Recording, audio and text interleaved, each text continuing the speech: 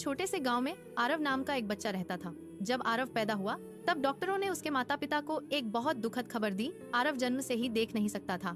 यह सुनकर उसके माता पिता की आरव एक दुनिया जैसे थम गई। उसकी माँ कई रातों तक रोती रही और उसके पिता चुपचाप आसमान की तरफ देखते रहते, जैसे भगवान से पूछ रहे हों कि उनके बेटे के साथ ही ऐसा क्यों हुआ।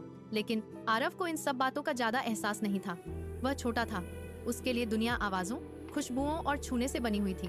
वह अपने घर के आंगन में बैठकर हवा की आवाज सुनता, पक्षियों की चहचहाट पहचानता और अपनी माँ की आवाज से ही मुस्कुरा उठता। जब आरव 6 साल का हुआ तो उसके पिता ने उसे एक खास स्कूल में दाखिल कराया, जहाँ ऐसे बच्चे पढ़ते थे जो देख नहीं सकते थे। शुरू में आरव को बहुत मुश्किल होती थी। बाकी बच्चे किताबें ब्रेल में पढ़ते थे, लेकिन आरव को समझने में समय लगता था।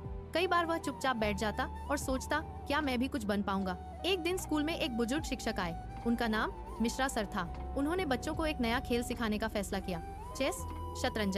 जब उन्होंने बोर्ड निकाला और मोहरों को छूकर समझाया तो आरव को पहली बार लगा कि यह खेल उसके लिए अलग है, क्योंकि यहाँ देखने से ज्यादा सोचने की जरूरत थी।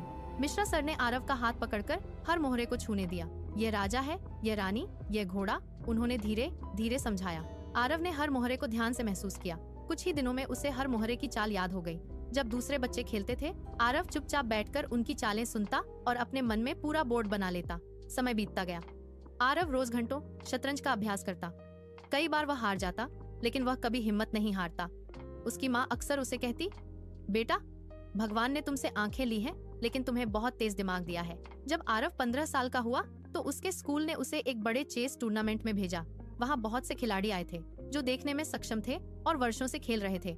जब लोगों को पता चला कि आरव देख नहीं सकता तो कुछ लोग दया से उसे देखने लगे, लेकिन खेल शुरू होते ही सबकी सोच बदल गई। आरव बोर्ड को हाथ से छूता, 10 से आरव बोर्ड को हाथ से छूता, हर चाल को अपने मन में बनाता और इतनी शांति से खेलता कि सामने वाला खिलाड़ी घबरा जाता। एक एक करके उसने कई मैच जीत लिए। आखिरकार फाइनल मैच आ गया। फाइनल में उसका मुकाबला एक राज्य स्तरीय चैंपियन से था। पूरा हॉल शांत था। दोनों खिलाड़ी अपनी अपनी चालें चल रहे थे। खेल लगभग 2 घंटे चला। फिर अचानक आरव ने मुस्कुराकर कहा, चेकमेट। पूरा हॉल तालियों से गूंज उठा। लोगों को विश्वास ही नहीं हो रहा था कि एक अंधा लड़का इतना शानदार खेल सकता है। उस दिन आरव ने सिर्फ टूर्नामेंट ही नहीं जीता, बल्कि सबके दिल भी जीत लिए।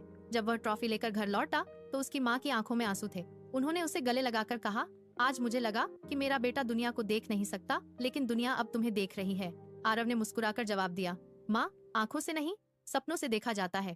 उस दिन से आरव की कहानी पूरे देश में फैल गई। वह आगे चलकर एक मशहूर चेस मास्टर बना और उसकी कहानी हर उस इंसान के लिए उम्मीद बन गई जो सोचता है कि उसकी कमजोरी ही उसकी सबसे बड़ी ताकत बन सकती है।